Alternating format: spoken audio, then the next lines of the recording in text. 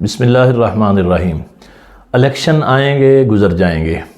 لیکن اس دوران اگر ہم نے اپنے بھائیوں سے، اپنے عزیز و قارب سے، اپنے پڑوسیوں اور ہمسایوں سے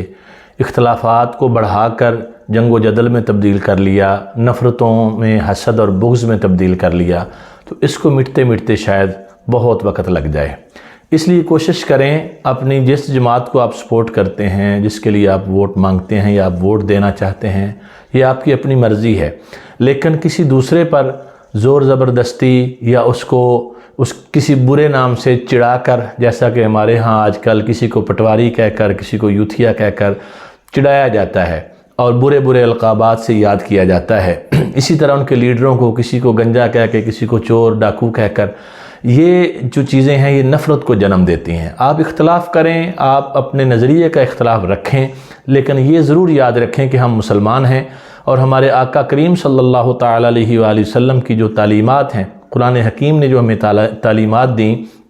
کہ کسی کو برے نام سے مت پکارو، نام نہ بگاڑو اور اس کے برے برے القابات نہ رکھو، تو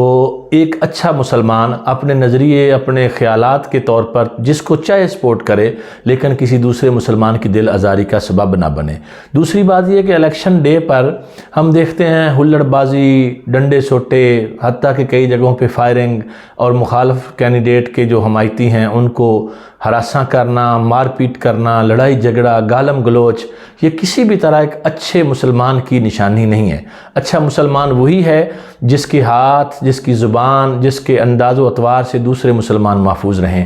الیکشن ڈے پہ جائیں، آپ جس بھی پارٹی کو ووٹ کاسٹ کرنا چاہتے ہیں، آپ کے نزدیک جو بہتر ہے آپ اس کو کاسٹ کریں، لیکن کسی دوسرے مسلمان کی تکلیف کا سبب نہ بنیں۔